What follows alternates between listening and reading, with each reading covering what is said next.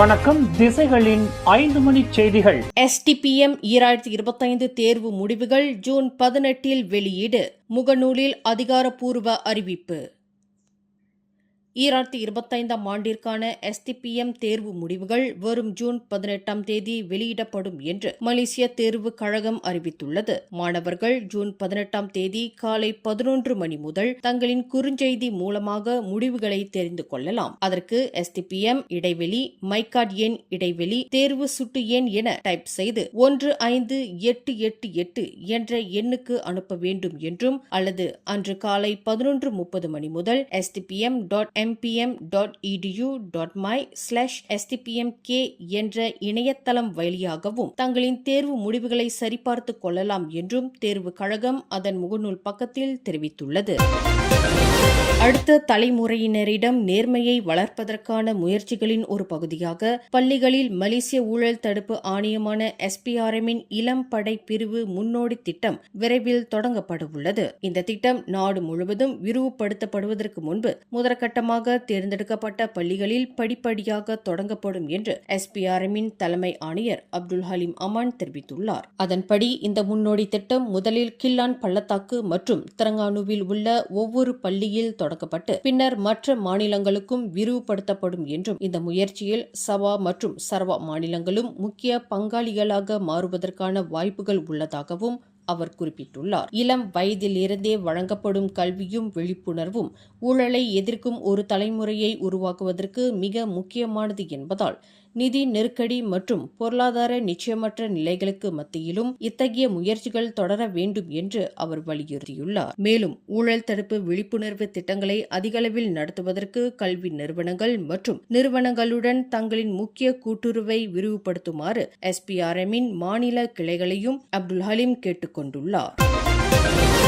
மலேசியாவின் நவீன மனநல மருத்துவத்தின் தந்தை என்று போற்றப்பட்ட தான்ஸ்ரீ டாக்டர் M. மகாதேவன் தனது 96வது வயதில் காலமானார். மலேசிய மனநல மருத்துவ சங்கத்தின் நிறுவன தலைவரான இவர் அரசாங்கத்தின் தலைமை மனநல மருத்துவராகவும் பணியாற்றியவராவார். 1929 கோலாலம்பூரில் பிறந்த மகாதேவன் இந்தியாவின் பெங்களூரில் மருத்துவ படிப்பை முடித்தார். பின்னர் டப்ளினில் இப்னாசிஸ் மற்றும் மனநல மருத்துவத்துறையில் முத்திரை பதித்தார். பேரா தஞ்சோங் ரம்புத்தான் மனநல மருத்துவமனையின் முதல் இயக்குநராக பொறுப்பேற்று அதனை ஹாஸ்பிட்டல் பஹாகியா உலுகிந்தா என மறுபெயரிட்டு மாற்றி அமைத்தவர் இவரே. இவரது சேவையை பாராட்டி ஹார்வர்ட் பல்கலைக்கழகம் இவரது பெயரில் பயண உதவித்தொகை ஒன்றை நிறுவியுள்ளது.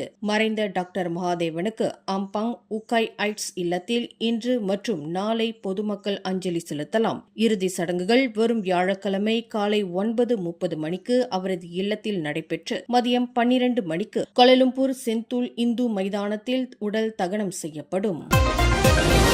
மலேசிய போக்குவரத்து அமைச்சர் ஆந்தனி லாக் மற்றும் ஜோஹர் மந்திரி பசார் டத்தோ ஆன் அஃபீஸ் காசி ஆகிய இருவரும் சமூக வலைதளங்களில் சில நாட்களாக நீடித்து வந்த கருத்து வேறுபாடுகளுக்கு பிறகு கூலாய் ரயில் நிலையத்தில் நடைபெற்ற ஷட்டல் ஸ்லாத்தான் சேவை தொடக்க விழாவில் இன்று நேரில் சந்தித்து பேசினர். இந்த அரசியல் விவாதங்களுக்கு மத்தியில் புதிய KTM சேவையை ஒன்றாக பயணித்து பார்வையிட ஆந்தனி லாக் விடுத்த அழைப்பை ஏற்று ஆன் அஃபீஸ் இவ்விழாவில் கலந்து கொண்டார். வரவிருக்கும் ஜோஹர் மாநில தேர்தலையொட்டி கூட்டாட்சி அரசாங்கத்திற்கும் மாநில அரசாங்கத்திற்கும் இடையிலான உறவுகள் குறித்து இரு தலைவர்களும் மாறி மாறி கருத்துக்களை பகிர்ந்து வந்த நிலையில் இவர்களின் இந்த நேருக்கு நேர் சந்திப்பு பெரும் கவனத்தை ஈர்த்துள்ளது. ஜோஹர் மாநில தேர்தலை எதிர்கொள்ள DAP கட்சியுடன் கூட்டு வைக்கப் போவதில்லை என்று ஆன் அஃபீஸ் அண்மையில் கூறியிருந்த கருத்துக்கு கூட்டாட்சி அரசாங்கத்தில் நாம் இணைந்துதான் செயல்படுகிறோம் என்று ஆந்தனி லாக் பதிலடி கொடுத்திருந்தது குறிப்பிடத்தக்கது.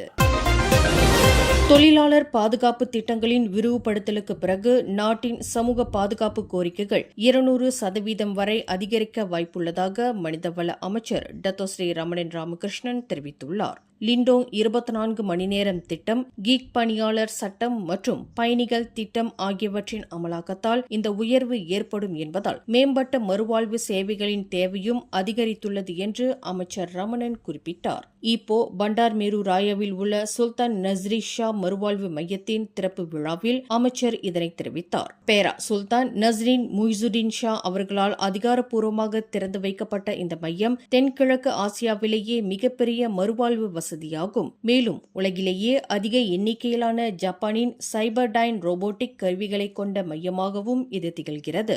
நரம்பியல், ரோபோட்டிக்ஸ் உள்ளிட்ட 151 விரிவான சேவைகளை வழங்கும் இந்த மையம் மருத்துவ மறுவாழ்வோடு நிறுத்தாமல் நோயாளிகள் மீண்டும் வேலைவாய்ப்பு பெற தொழில் பயிற்சிகளையும் வழங்கி அவர்கள் பொருளாதார ரீதியாக மீண்டெழ உதவும் என்று அமைச்சர் ரமணன் ராமகிருஷ்ணன் நம்பிக்கை தெரிவித்தார்.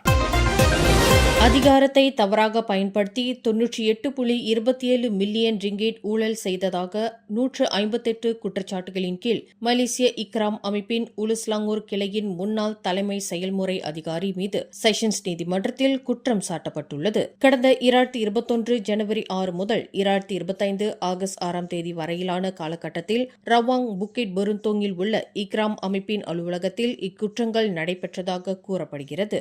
நீதிமன்றத்தில் வாசிக்கப்பட்ட இக்குற்றச்சாட்டுகள் அனைத்தையும் 57 வயதுடைய ஃபக்ருடீன் அப்துல் காரிம் மறுத்து விசாரணை கோரியுள்ளார். இக்ராம் அமைப்பின் வங்கி கணக்கிலிருந்து தனக்கு தொடர்புள்ள ஒரு நிறுவனத்தின் வங்கி கணக்கிற்கு 149 முறைகளும் தனது சொந்த வங்கி கணக்குகளுக்கு 9 முறைகளும் நிதி பரிமாற்றம் செய்து இந்த ஊழலில் ஈடுபட்டதாக அவர் மீது குற்றம் சுமத்தப்பட்டுள்ளது. 2009 ஆண்டு மலேசிய ஊழல் தடுப்பு ஆணையமான SPRM-இன் சட்டத்தின் கீழ் கொண்டுவரப்பட்ட இக்குற்றம் நிரூபிக்கப்பட்டால் 20 ஆண்டுகள் வரை சிறை தண்டனை மற்றும் அபராதம் விதிக்கப்பட வாய்ப்புள்ளது. வழக்கை விசாரித்த நீதிபதி முகமது நசீர் நொர்டின் 10 பிள்ளைகளை கொண்ட அவரின் குடும்ப சூழலை கருத்தில் கொண்டு 2 ஜாமீன்தாரர்களுடன் 5 லட்சம் ரிங்கேட் பிணை அனுமதித்து கடப்பிதழ் ஒப்படைக்க உத்தரவிட்டு வழக்கின் அடுத்த கட்ட விசாரணையை ஆகஸ்ட் 7 தேதிக்கு ஒத்திவைத்தார்.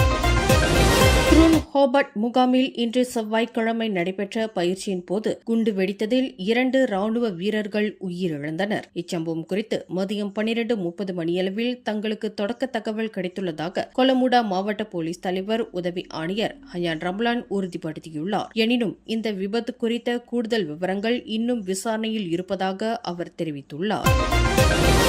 மூதாட்டி ஒருவரிடம் 32,304 ரிங்கிட் மதிப்புள்ள தங்க சங்கிலியை கொள்ளையடித்ததாக 2 ஆண்கள் மீது கோலாலம்பூர் செஷன்ஸ் நீதிமன்றத்தில் குற்றம் சாட்டப்பட்டுள்ளது. கடந்த ஜூன் 5 தேதி தாமான் ஓவர்சீஸ் யூனியனில் உள்ள சந்தைக்கு முன்னால் நடைபெற்ற இச்சம்பவம் தொடர்பாக 36 வயதுடைய இந்திய குடிமகன் நாகூர்கனி பஷ்ராலி மற்றும் 56 வயதுடைய சரவணா ஆகிய இருவர் மீதும் இந்த குற்றச்சாட்டு கொண்டுவரப்பட்டுள்ளது. நீதிமன்றத்தில் வாசிக்கப்பட்ட இக்குற்றச்சாட்டை அவர்கள் இருவரும் மறுத்து விசாரணை கோரியுள்ளனர். குற்றவியல் சட்டத்தின் 395வது பிரிவின் கீழ் கொண்டுவரப்பட்ட இக்குற்றம் நிரூபிக்கப்பட்டால் 20 ஆண்டுகள் வரை சிறை தண்டனை மற்றும் பிரம்படி விதிக்கப்பட வாய்ப்புள்ளது. வழக்கை விசாரித்த நீதிபதி மசுலியானா அப்துல் ரஷீத் உணவக ஊழியரான நாகூர்கனிக்கு பிணை வழங்க மறுத்த வேளையில் இதய நோயால் பாதிக்கப்பட்டுள்ள சொத்துடைமை ஏஜென்டான சரவணனுக்கு 10,000 ரிங்கேட் பிணை அனுமதித்தார். மேலும் இருவரின் கடவு சீட்டுகளையும் ஒப்படைக்க உத்தரவிட்ட நீதிமன்றம்